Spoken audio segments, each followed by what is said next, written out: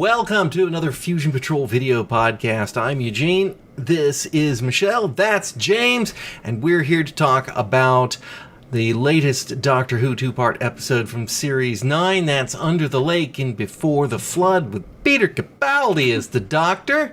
And so we're going to start with Michelle. We're going to start with Michelle. What did you think about the episode? Did you like it? I think it was an okay episode. I mean, the storyline is okay at the first part, and then when you reach the second part, then there's a lot of timey-wimey stuff, and I got confused. All right, James, what did you think? I thought that it was okay, and it was also kind of scary when you had the ghosts where you literally, when they weren't moving, they just looked solid, but when they were moving, they would be like all the strange moving particles, and they had no eyes, so how would they see you? The ghosts, do they need to see? They use How would they know? their ghostly powers. Ooh. But they're not ghosts. Well, they kind of, sort of are ghosts. Isn't that the point of the episode? Wasn't that why the Doctor was so upset that the souls of these people had been somehow co-opted and ripped out of their bodies and turned into Walking things. walking things? Walking things, is that how you're gonna describe it? Yep, walking. Walking things. Walking things. Why not float? Wouldn't floating be more efficient? They've got legs. Bones. Yeah, how do they keep from falling through the floor? See, I'm just saying. It's one of those ghost things. How do you... they can go through walls, how come they don't go through floors? And how come they can hold things? Yeah, that one was kind of... So, didn't he say they could hold not metal things? Isn't... Or was it that he could hold metal things? Because he was holding the axe handle, which is wood, at one point, but not... I don't remember what he said they could hold. But it was some things, not others. So, like iPhones. that's right. One of them could hold an iPhone. And a gun. A little spear gun. Well, a spear gun could be plastic. Oh. Well, the iPhone. That's a good question. I don't think it was... perhaps it wasn't done consistently.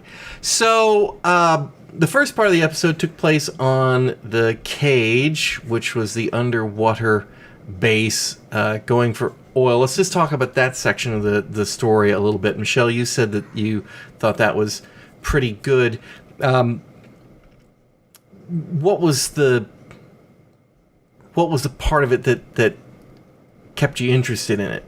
I think it was the ghosts, really. They were interesting and, well, kind of scary, too. What about you, James? Well, it's like... the writing on the wall looked a little bit like Mandarin or something. Looked a little like Mandarin. And they're like, here, come try and translate this. And then right afterwards, okay, now we'll kill you. So you can just do the exact same thing we're doing right now, try and kill other people. Okay. That's an interesting way of putting it. It is definitely different. So we didn't learn much in the first part of the story, just that, we've got ghosts in there, can be stopped by a Faraday cage. In the second part, we go back in time, where the Doctor goes back in time, and we meet up with the Fisher King as the villain. What did you think of the Fisher King? Was he a formidable and terrifying foe, or...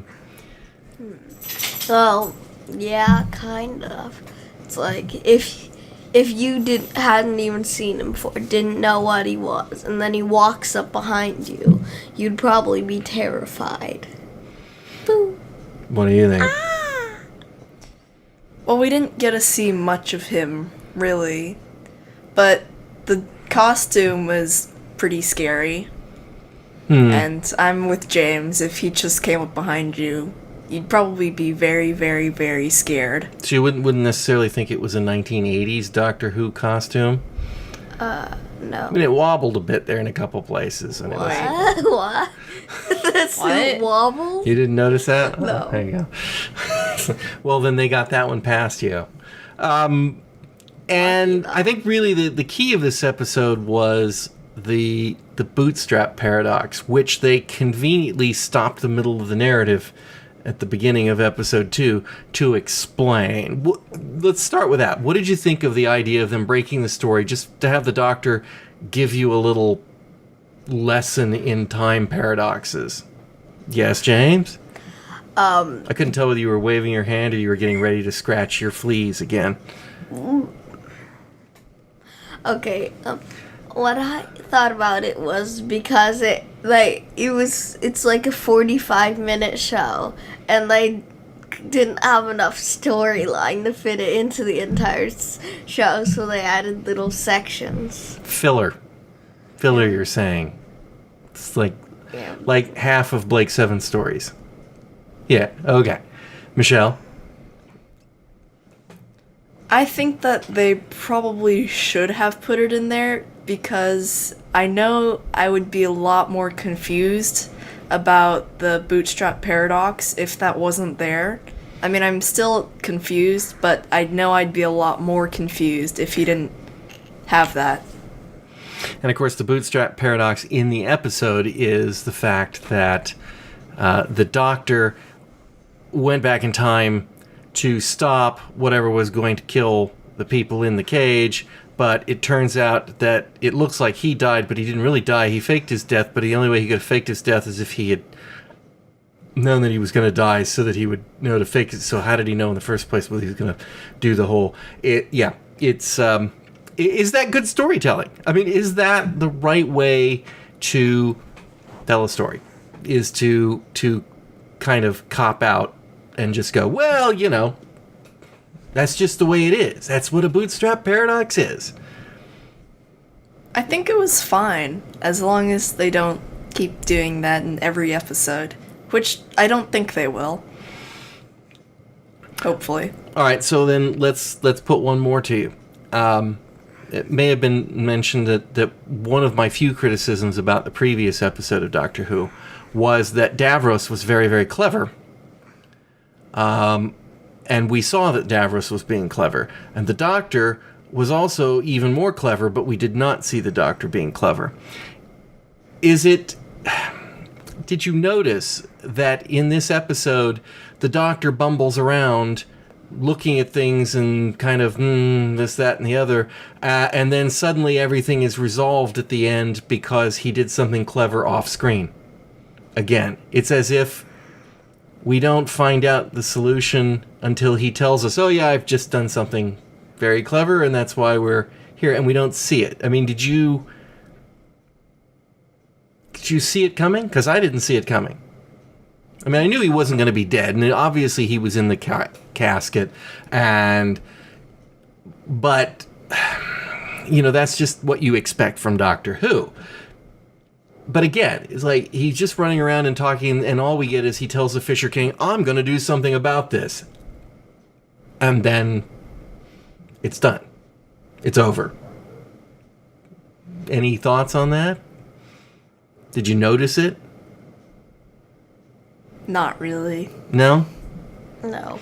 So this story just took you right on past. All right, I'll ask one more question, then I'll let you be. Why a Soviet fake village? So Did that make any sense to you at all?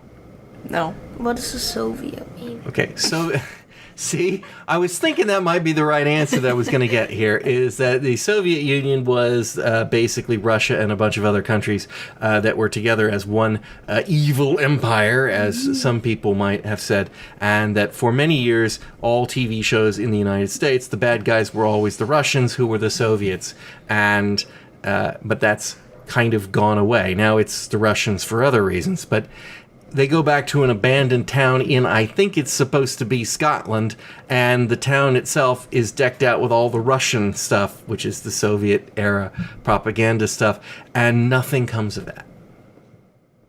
I mean, there's nothing to it other than we just have a town here with these posters on it. No, that didn't cross your minds either? Well, when they showed it, and then, I paid attention to the show, instead of going, why is it Soviet? Right, but it didn't have any bearing on the actual episode, so it's like, it's distraction. Yeah. In a way.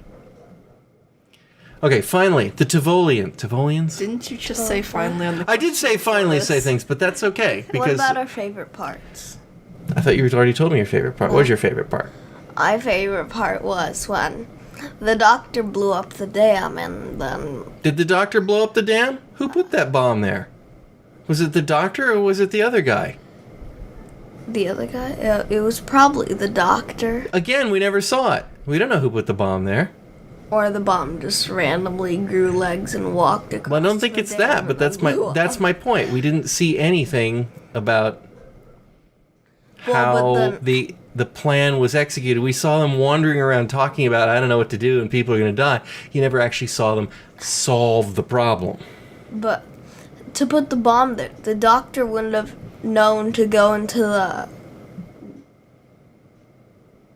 the thing that kept him till the future. Well, he could have told the other guy to do it. Thing.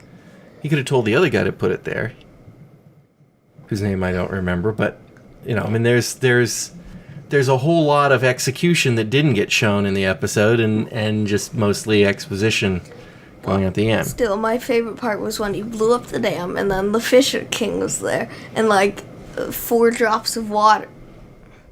And he just gets blown away. Yeah, 4 drops of water. It's like 4 drops of water that goes pew into Michelle's hair. You spit in Michelle's hair? Is that what you're saying? I remembered what I was gonna say. Okay, hit it. So, what would happen if the doctor did die? Then would he regenerate, and then the ghost is there, if that was an actual ghost, and then he has the next doctor, and then... I mean, we know he's not going to regenerate, but if he did... Right. I don't know. Is maybe the electromagnetic energy that they turned into the ghost, is that his regeneration energy, and so therefore that would be the most powerful transmitter they had. Yes. I have a question. How did the ghosts translate the words when they didn't know them in the first place? They did know them. Yeah, that's a good question. How did they know them? Because the words somehow stuck in your brain, like an earworm. And then, technical difficulties brought the podcast unceremoniously to an end. Fact is, the sound recording stopped sound recording. And so you just had a bunch of us talking and waving our hands about and things. So what really happened was we basically signed off. James and Michelle liked the episode, but weren't overly wowed by it. And my opinion, of course, you can see or hear on the regular Fusion Patrol podcast at fusionpatrol.com. And don't forget to tell us what you thought of Under the Lake Before the Flood. And you can do that in the comments below. Or I think if you're on an iPad, they're not really on the below. They're kind of over there to the side, except backwards. Or am I doing this right? And then it would be down there. So either way, like, comment, and subscribe. And we will talk to you in 2 weeks after we have watched The Girl Who Died and The Woman Who Lived. Fusion Patrol is a Lone Locust production. Like us? Leave us a review on iTunes, or stop by and visit us at our website, fusionpatrol.com. Find us on Facebook at facebook.com/fusionpatrol. Our Twitter username is @fusionpatrol, or you can just send us a comment at feedback@fusionpatrol.com. Come check out our new YouTube channel at youtube.com/fusionpatrol. Please, come join the conversation. Our music is Fight the Future by Amber Wolf.